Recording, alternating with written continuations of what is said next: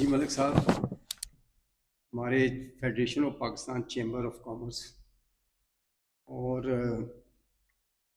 دوسرے اداروں نے جو کمپین کی تھی کہ آئی پی پی کے ساتھ معاہدوں کو ریوائز کیا جائے، اس سلسلے میں حکومت نے 5 آئی پی پی کے ساتھ اپنے معاہدے جو ہیں وہ ختم کرنے کا اعلان کیا ہے اور ان کو بند کر دیا ہے۔ اسی طرح 100+ دیگر آئی پی پی ادارے بھی ہیں، ان کے بارے میں بھی کیا حکومت کی یہی پالیسی رہے گی؟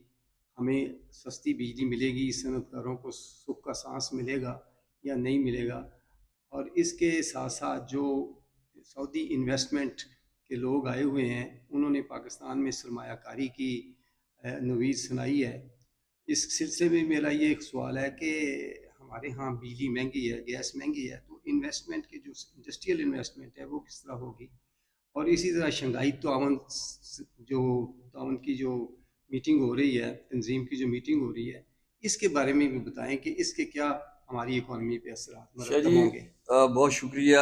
ہم اویئرنیس کے لیے یہ بات کرنا چاہتے ہیں کہ دنیا بھر میں کبھی بھی nationalised economy, nationalised structure of government ہمیشہ ناکام ہوا اور وہ دنیا میں بہت پیچھے رہتا رہا۔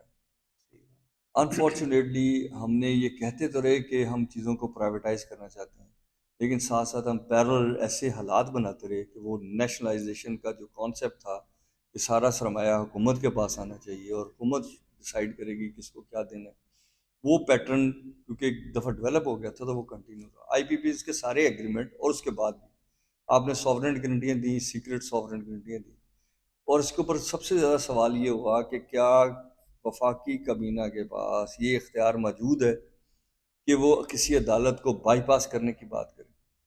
کیا اگر ایک عدالت اگر بائی پاس ہو جاتی ہے کہ جی پاکستانی کورٹ ہیئریبل نہیں کر رہے ہیں ان کو، تو کیا پھر ایس سی سی پی میں وہ رجسٹرڈ ہو سکتے ہیں؟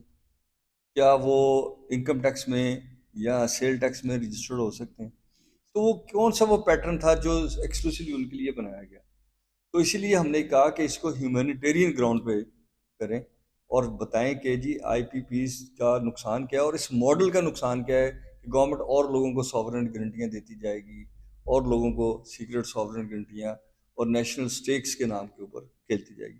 تو اس کے اوپر لمس نے بھی ایک اسٹڈی کی اور federation Pakistan chamber of commerce کے فورم سے گوہر اجاز صاحب اور شیخ محمد تنویر صاحب نے مسلسل کمپین کی اور میڈیا کے لوگوں نے بھرپور ساتھ دیا اور سوسائٹی نے، ہم نے بھی کھل کے ساتھ دیا۔ تو ہم مبارکباد دیتے ہیں کہ ایک سٹیپ فارورڈ ہوا کہ وفاقی کابینہ نے ان 5 آئی پی پیز کو بند کرنے کا فیصلہ کیا ہے، اور دوسری طرف اس مطالبے پہ بھی غور ہو رہا ہے کہ جتنی وہ بجلی بنائیں گے ہم اتنے ہی پیسے دیں، تاکہ لوگ بجائے آئی پی پیز کے پلانٹ لگانے کے انہوں نے لائن انفراسٹرکچر کے اوپر کام کیوں نہیں کیا؟ اگر یہی پیسے پہلے دن سے پتہ ہوتا ہے کہ جتنے آئی پی پیز لگ رہے ہیں ان کا بل ہمیں دینا ہے، تو آپ انفراسٹرکچر بناتے، کوالٹی آف الیکٹرسٹی بہتر کرتے، لوگوں کو انشور کرتے، لوڈ شیڈنگ کم ہوتی، اور جہاں پہ آتے وولٹیج پورے آتے، تو آپ کو ملٹیپل سورسز نہ رکھنے پڑتے۔ ایک تو یہ بات ہے کہ ان سارے، اور 52% گورنمنٹ آف پاکستان کے اپنے ہیں، انہوں نے لوگوں کو oblige کرنے کے لیے، میں بڑا اچھا اوبیڈینٹ سرونٹ تھا، مجھے oblige کرنے کے لیے انہوں نے مجھے 25 لاکھ 50 لاکھ اور پلس سیلریز کے اوپر ان جگہ پہ اپوائنٹ کر لیا جن پہ وہ آئی پی پیز ٹائپ اس طرح کے ایگریمنٹ چل رہے تھے۔ آپ نے شنگھائی تعاون کونسل کی بات کی ہے، وہ بڑا اچھا فورم ہے، دنیا کے بہت سارے ممالک اس میں شامل ہیں، سب سے بڑا چائنا شامل ہے، انڈیا کو بھی ہم نے انوائٹ کیا۔ تو اچھا ہے، دنیا کے ساتھ ہماری ایک لنک بننے چاہیے، ہمیں کھل کے ٹریڈ کرنی چاہیے، اور جو پولیٹیکل ایشوز ہیں ان کو ٹیبل پہ سیٹل کرنا چاہیے، جو دوسرے ایشوز ہیں ان کو ٹیبل پہ سیٹل کرنا چاہیے، اور بزنس کی جو ٹائز ہیں، دیکھیں انڈیا اور چائنا کے درمیان بہت بڑی رفٹ چلتی رہی، لیکن ان کا آپس میں آنا جانا بہت ہائی رہا۔ آپ دیکھیں انڈیا کو 5 سال کا ویزا ملتا ہے، ہمیں 1 ٹرپ ویزا نہیں دیتے۔ تو مطلب یہ چیزیں ہمیں سوچنی پڑیں گی کہ خالی میرے دعوے کرنے سے کہ جی میرا بڑا اچھا تعلق ہے، میں چائنا، ہمارا ہمالیہ سے اوپر ہے، بالکل ہے، لیکن پھر میری گراؤنڈ ایکسیس کیوں ریالٹی بھی نہیں؟ دیکھنی۔ ہمیں اپنی گراؤنڈ ریئلٹی کو بہتر کرنا پڑے گا۔ اسی طرح سعودی، ہمارا سعودی عربیہ مقدس جگہ ہیں، اس کی وجہ سے بھی ان کی بہت عزت ہے، ویسے بھی ہر دفعہ پاکستان کو انہوں نے ساتھ دی ہے، لیکن دیکھنا یہ ہے کہ $2.2 بلین کی وہ انویسٹمنٹ کریں، وہ انویسٹمنٹ کس سیکٹر میں کریں گے؟ وہ جس سیکٹر میں انویسٹمنٹ کریں گے، دیکھیں پاکستان کے پاس ریسورس ہیں. کسی ملک کے پاس ریسورس کا مطلب ہوتا ہے کہ وہاں کے لوگوں کی کیپیسٹی بلڈنگ کی جائے، وہاں کے لوگوں کو ایکسیس دی جائے تاکہ وہ دنیا میں خطے کے لوگ قابل تحسین ہو سکیں یا ویلیو ایڈیشن جانتے ہوں یا اپنے کام کو کر سکیں. چلیں کسی ملک میں گیپ ہے تو دوسرے لوگ آ کے انویسٹمنٹ کریں، لیکن وہ انویسٹمنٹ جو ہے ایکسکلوسیو بارڈر پہ نہیں ہونی چاہیے. جب آپ انہیں ایکسکلوسیو رائٹ دے دیں گے تو وہ کسی اور کو اس فیلڈ میں آنے نہیں دیں گے.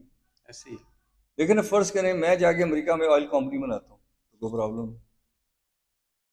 لیکن اگر ہم یہاں پہ جیسے کہ ساری چیزیں گورنمنٹ کنٹرول کرتی رہتی ہے کہ افغانستان سے اگر فرنس سیل آ سکتا ہے $90 پہ تو باقی لوگ جو ہیں وہ 230 پہ پکائیں، تو کیسے آپ اس کو بیلنس کریں گے؟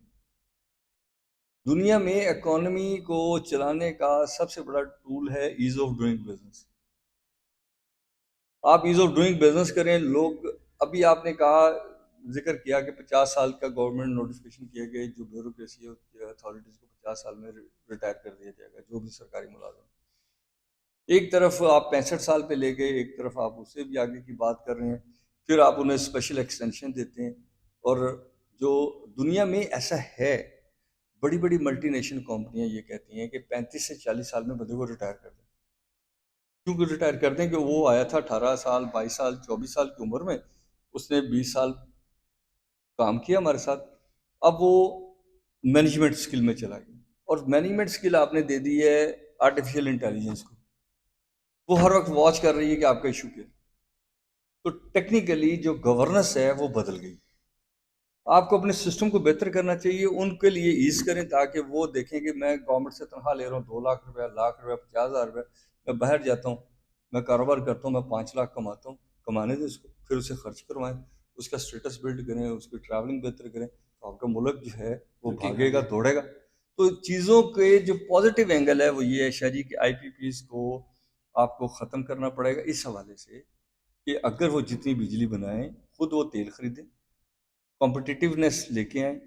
کوئی گورنمنٹ کی ایجنسی ان کو تیل نہ دے، کوئی افسر اپنے سالے کی کمپنی کی انشورنس نہ کروائے یا بہنوئی کی انشورنس نہ کروائے، کوئی جو ہے ان کو ٹرانسپورٹ نہ دے، وہ اپنے طور پہ کریں. تو آپ دیکھیں گے کہ بجلی کس ریٹ پہ آتی ہے. اور اسی طرح باقی کاموں میں ہم چاہتے ہیں کہ مل کے پاکستان کو ترقی اور خوشحالی کی طرف لے کے جائے. یہ ڈائلاگ ہے. بالکل صحیح ہے. Thank you very much.